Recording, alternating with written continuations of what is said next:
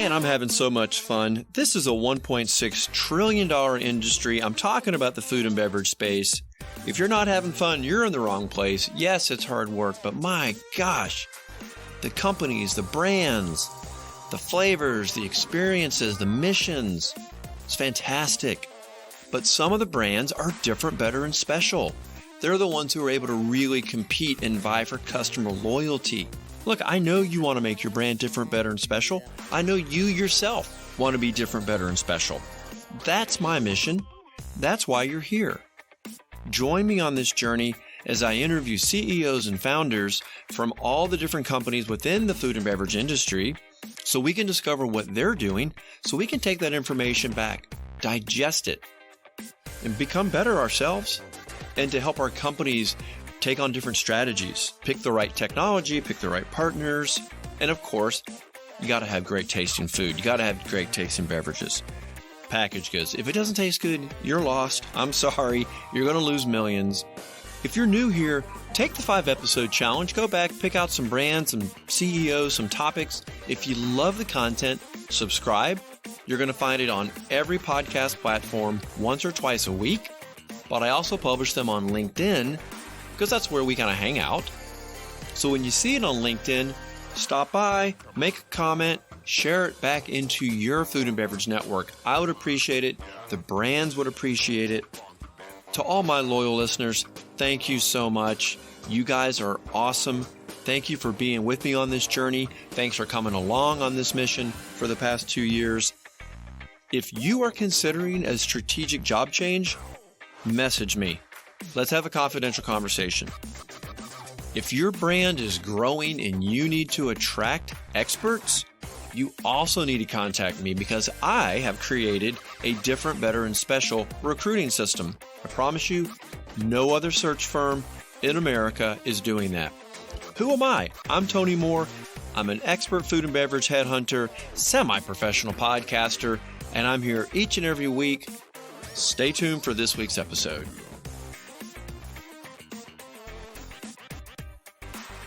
Hey, welcome to Winning at Work. It is Tony, and recently I had a couple of founders on from the Wharton School. I had Vedant Sabu and Mike Weber from Frutero Ice Cream, and it turns out that class must have been like an incubator for other entrepreneurs, because I have another set of entrepreneurs today, Chris, Allen, and Vicente Surraco. And they are from Osena Spiked Coconut Water. Guys, welcome into the program today. Thanks for having us, Tony. Hey, Tony. How's it going? Going great. Excited to talk about coconut. You know, the Frutero guys, that class, not only was it an incubator for entrepreneurship, but somehow an incubator for coconut-flavored entrepreneurship, because their flavor line very closely tracks ours. So, I was wondering what was going on. Well, literally, what was in the water? Yeah, it's just we love tropical flavors at Wharton. I don't know. And there's another funny thing is that you guys are all launching these tropical flavors nowhere near the tropics. You're up in the Northeast. You couldn't be further away from a palm tree. Well, that's what we said. Mike and I were saying that apparently Philadelphia is just a sleeper market for tropical flavors. Apparently it's a sleeper market. Well, so glad you guys could come down here. I know we're year-end business planning, trying to get everything organized for the next year, but there's so much happening within innovation, within functional beverages, drinking. There's so much happening, and you guys are right at the center of this storm. So I thought it made a lot of sense as we go into the holidays. People are obviously, they like to buy beverages for the holidays. So I thought it'd be a great idea to have you down. Let's talk about the origin story. How did you guys even come up with this idea, Vicente? What kind of kicked this off? So back in 2019, I was working at Anheuser-Busch, and that summer is something that most people know really as White Claw summer. That was the time that spiked seltzer really became this massive cultural phenomenon. So you can imagine if you saw it in culture, what it must have been like within the industry. The industry was absolutely just everybody trying to get the biggest piece of that pie as they could, because, I mean, spiked seltzer is really the biggest revolution in, malt beverages since light beer, essentially. So they all wanted to be part of this massive revolution. But there wasn't a lot of introspection going on. So there wasn't a lot of people saying, okay, well, what happened? How did we get to Spiked Seltzer, right? So Spiked Seltzer, it's clearly a better for you evolution in alcohol. It's easy drinking. It's lower calorie. It's low sugar. And so it just made for a great alternative to beer and high liquor or cocktail products. But that doesn't make Spiked Seltzer the end all be all. So while I was, seeing this happening, it occurred to me that coconut water would be a perfect mix with alcohol. Coconut water is a beverage that a lot of people drink the day after a night of drinking. And they do that because it's hydrating, it's packed with electrolytes, it's refreshing. And so a spiked coconut water seemed like a perfect union and a clear step forward in better for you alcohol. But the industry was just way too focused on throwing more and more brands at Spiked Seltzer. So I was actually roommates with Chris at the time, and I had been talking to him about the potential for a spiked coconut water all summer. And, I didn't just choose Chris because he was my roommate. He's got a really impressive background that I'll let him get into. Right. I was coming at this really from the perspective of a point in my career where I was looking to pivot into something more entrepreneurial, more at the beginning. And I had spent 5 years in finance at Johnson & Johnson in New Jersey and went back to Wharton really with one express goal of getting into something that was a little bit smaller and a little bit more entrepreneurial so I could have a greater impact. And I really found my way into the startup scene at Wharton, ended up getting an internship at a clothing startup called Faraday Brand in New York, in a role where I was the chief of staff to the CEO that summer. And I was looking for something to do on my own. I kind of came away from that summer saying, I love these early stage startups and I'm just one idea short of being a startup founder. I couldn't just come up with the right idea, the right moment. And when Vicente came to me with the idea of spiked coconut water, I evaluated it for about 5 minutes, honestly. I said, this is a great idea.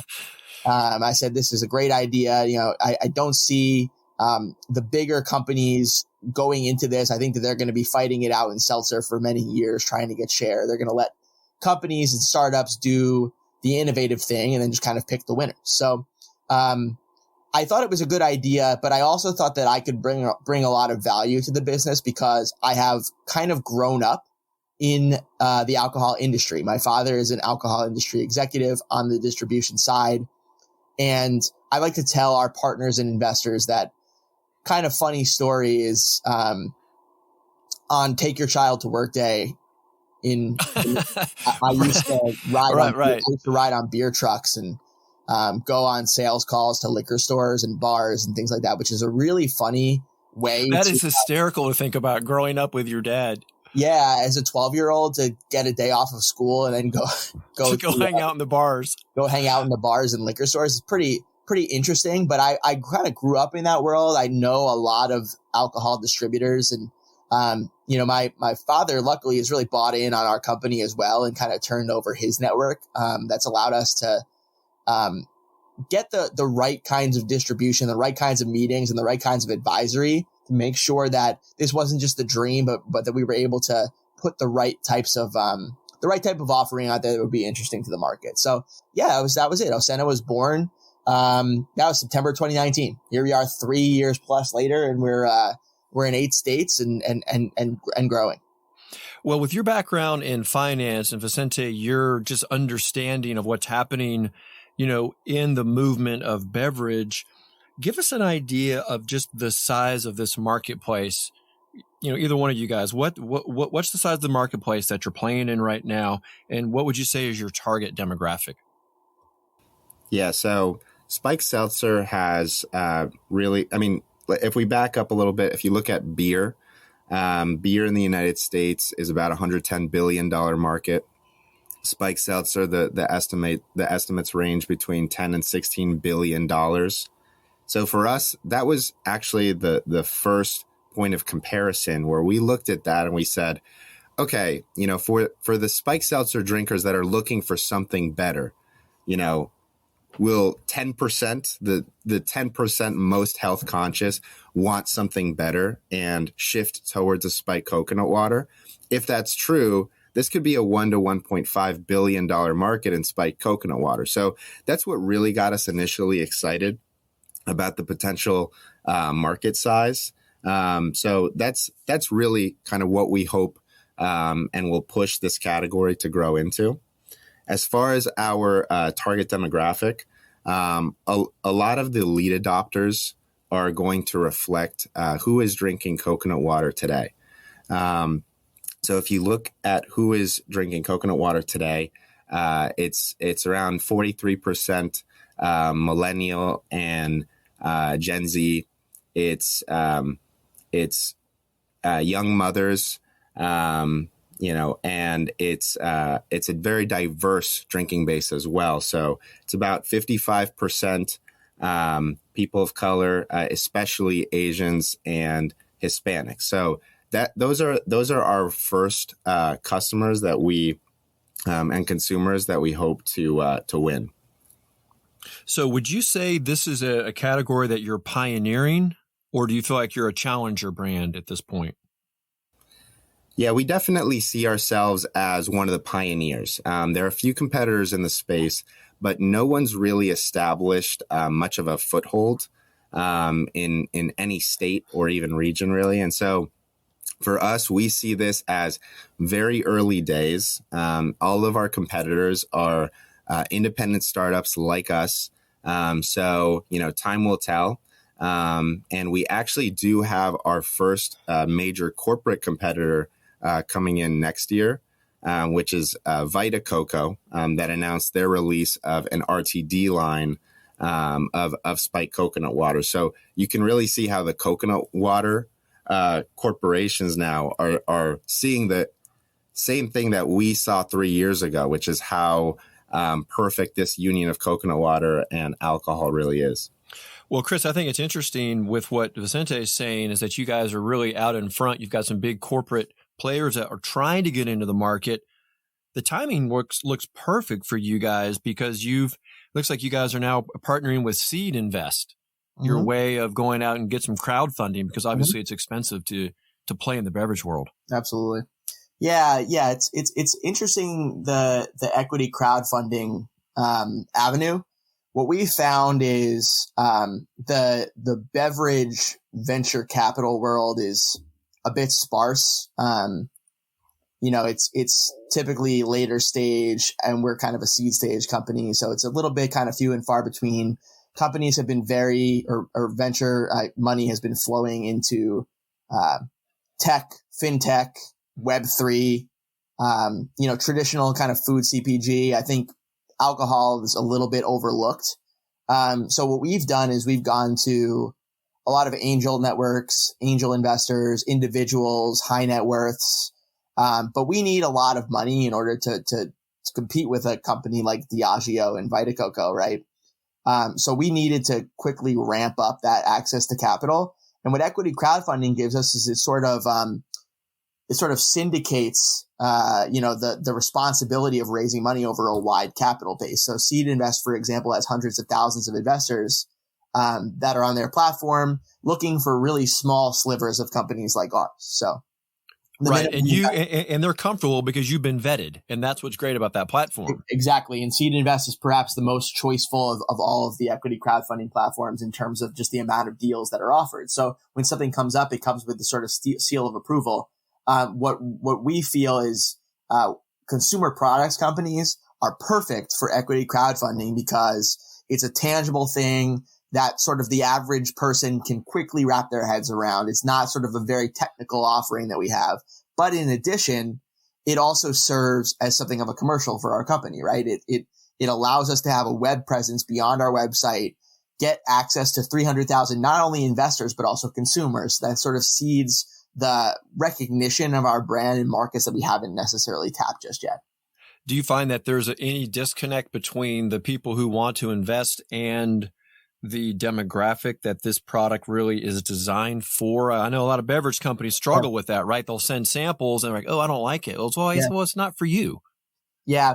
So we definitely have run into that. I would say, I think that the most thoughtful people, whether they be potential partners or potential investors, are willing to see beyond that.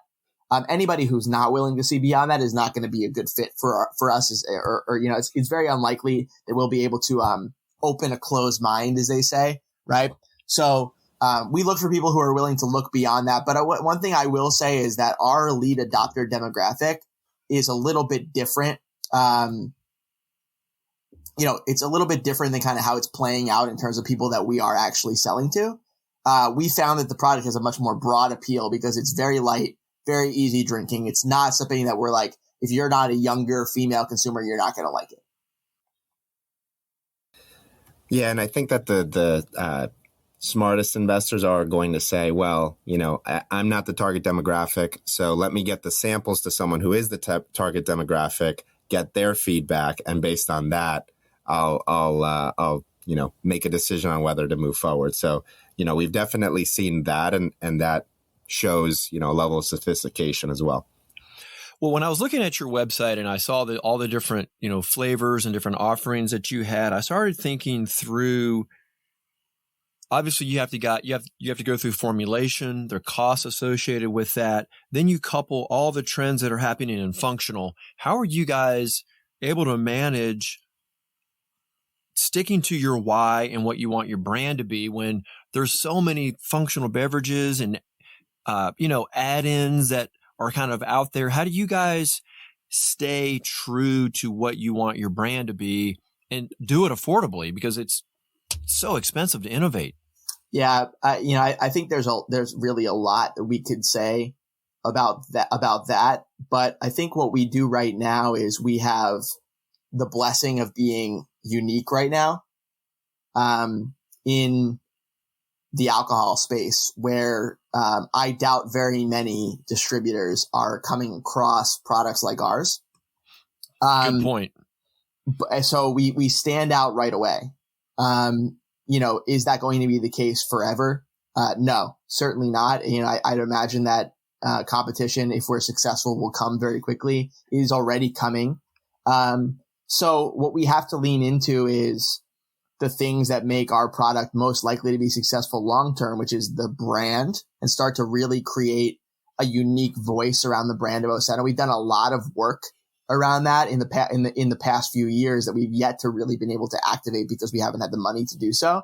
Do you want to talk about that a little bit? Because that is really, really important for this podcast and for the listeners, for companies who are trying to hire. You've got to have your brand dialed in for people. Absolutely. And our brand is very relaxed, sort of winking brand around, this idea of limitless life. So what we do is we kind of think about what is it really, like, what does a spiked coconut water really stand for? And what it is a lifestyle of a drink that you consume as part of a set of lifestyle choices that sort of make sense and are all in harmony. So it's watching what you eat, it's fitness, it's, focusing on your mental health, it's practicing healthy relationships, and it's enjoying a beverage that is working hard and works as hard as you do. So it's a beverage with underlying functionality. That's the consumer who's most likely to sort of resonate with the brand as an expression of themselves. So what we try to do is set up Osena sort of in the vein of companies like Lululemon, Nike, where it's sort of a reflection of your lifestyle and the consumer that you are. Like I said, we haven't had the opportunity to really activate around that just yet. It's mostly reflected in our social and our website right now, but we do have, point of sale tactics and digital marketing and things like that will really kind of bring that to life, creating a lifestyle brand in the beverage space. Yeah, it is so critical, particularly in beverage. There's something about beverages. It is an emotional tie.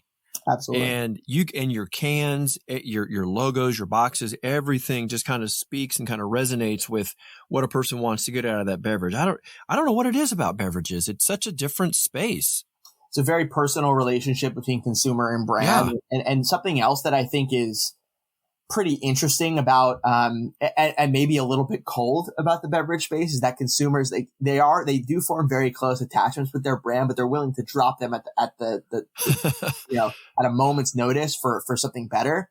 I think we've seen that happening in our space in the last couple of years where, White Claw was all the rage and now High Noon is all the rage. And it's basically taken that White Claw wave and been like, okay, we're going to take those consumers now. So, it's not enough to just engender brand love. You have to continue to win that consumer over. I don't want to say every day, but you win that consumer over on a regular basis.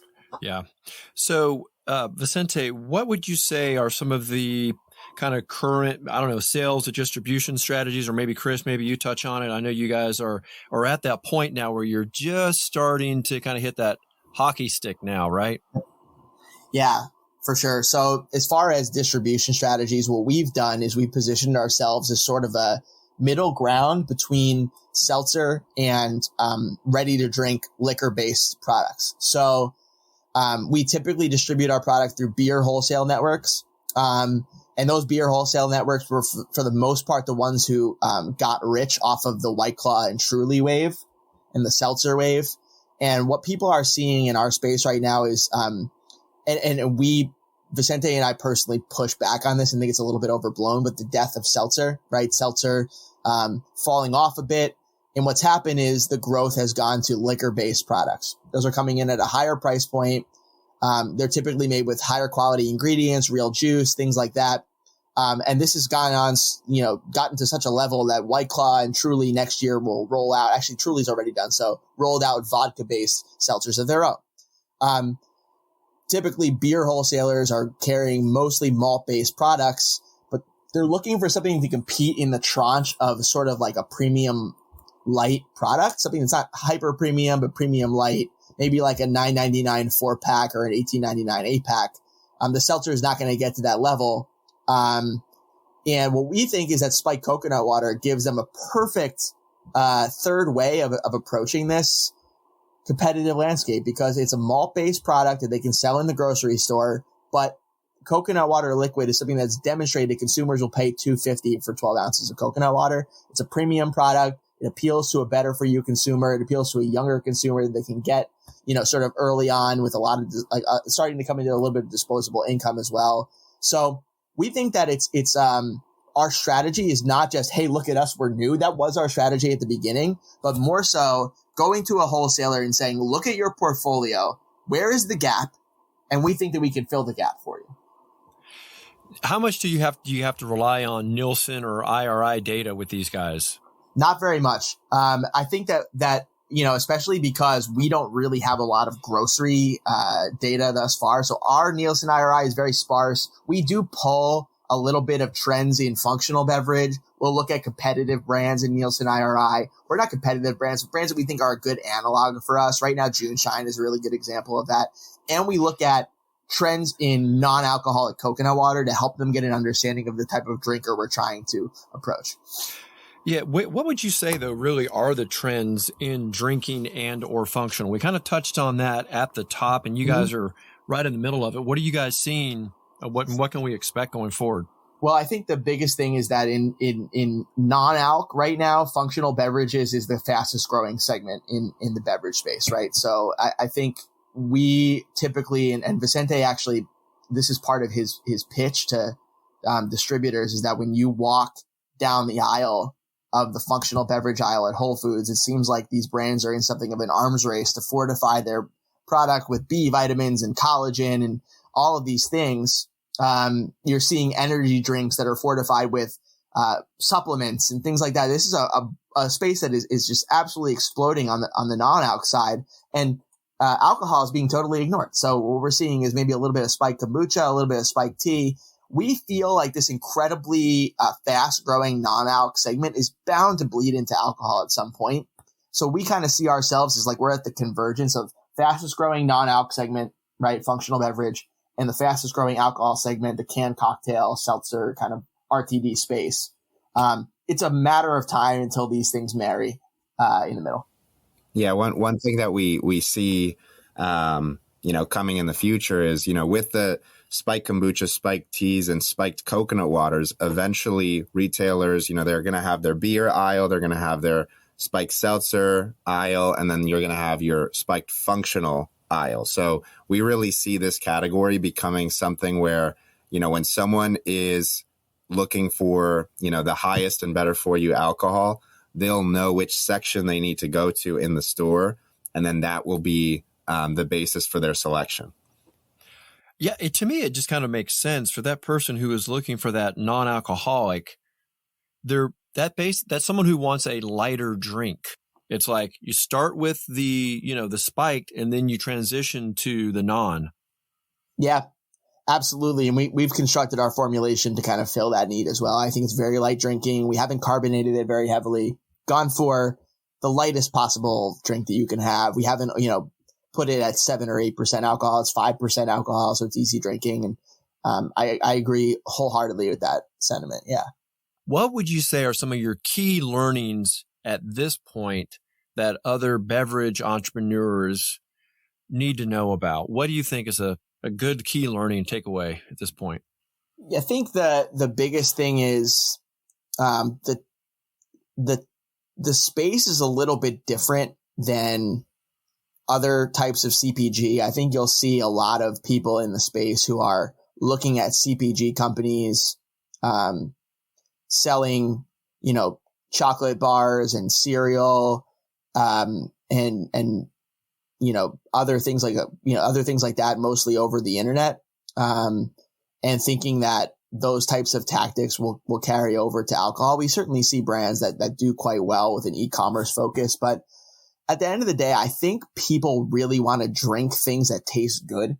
So what we've found is that the fancier tactics, and Vicente and I are both young entrepreneurs, right? We're right around 30. So it's very popular in sort of our age group to go with like a digital first, digitally native type brand. And it's not quite as sexy to roll your sleeves up and kind of get dirty in the store. And that's what we found, is that we kind of like the old school marketing a little bit better. We find it to be a little bit more effective for us to put a really effective point of sale display together and attract somebody's eyes in the store, or to run a very aggressive sampling program, or to run, to show up at the local beer fest and be the option for people who show up, who are dragged to that beer fest, who don't necessarily drink beer. And they're like, what am I going to do at this beer fest all day? Oh my goodness, there's a coconut water. Those are not the types of tactics that are going to win you, like an Adweek award, but they work. And it's because they're close to the point of consumption. Yeah, I love that you just said the kind of old school. But listen, when you talk to beverage executives, that is truly how they opened up their region. They would bring their cases, they'd bring their samples, they'd go to a convenience store, they'd hit every single one in their local market, get the liquid to lips, get that volume going with those smaller convenience stores, and now you've proven your model out. People try to do that now on Amazon, right? That's what they use DTC for, is that quick turnaround, quick data. You're doing it the same way, but you're doing it boots on the ground. But you're right. That's sweat equity, man. Well, you're a power lifter. So what? We just put some cases on your back. I'll be honest with you. The one thing that has surprised me the most about this journey is how much heavy liquid you have to carry in like a very inconvenient way. Vicente and I have talked about that a lot. It's a lot of what do you mean? I move 15 cases and my arms are tired by the end of the day. It actually is quite a bit of a workout to be a beverage executive or beverage CEO. Yeah, there's a lot of manual labor involved. So if we start another company, we should choose like chips or something that's very light, easy to carry around.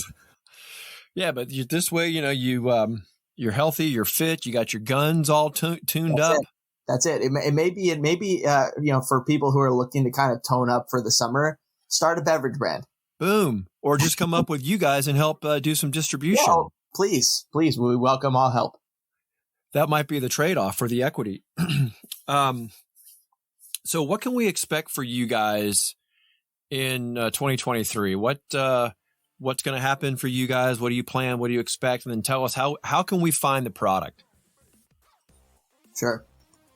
So in 2023, we're going to continue our number one strategic goal, which is to continue to grow penetration for our Islands Collection Variety Pack. It's a SKU that we developed this past year.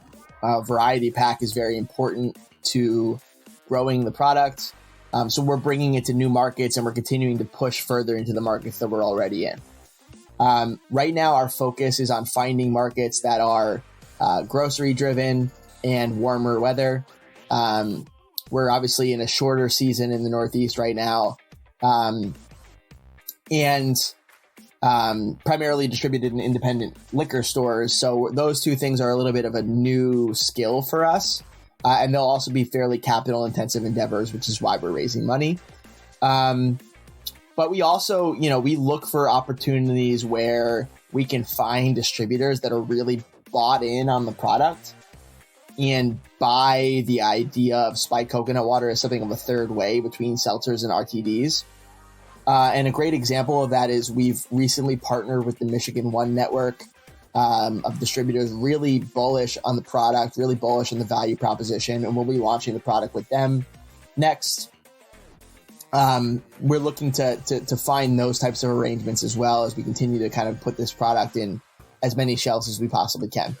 The best way to find our product is really one of two ways. And this is kind of a new omni-channel approach to malt-based alcohol, is we partnered with Taproom to provide e-commerce capability in most every state. There are some counties and states where the product is not available, but if you put your zip code in, we'll be able to find out pretty quickly if you can get it. That's on our website, drinkosena.com. And then the third way to that, or the alternative to that, is go to our store locator if you're in the Northeast, and you can find the product at hopefully your local liquor store. So those states would be New Jersey, Pennsylvania, Delaware, Maryland, New York, and Michigan coming as well very soon. Thank you guys both so much for being here. Really enjoyed talking with you both. Great. Thanks, Tony. Thanks a lot, Tony.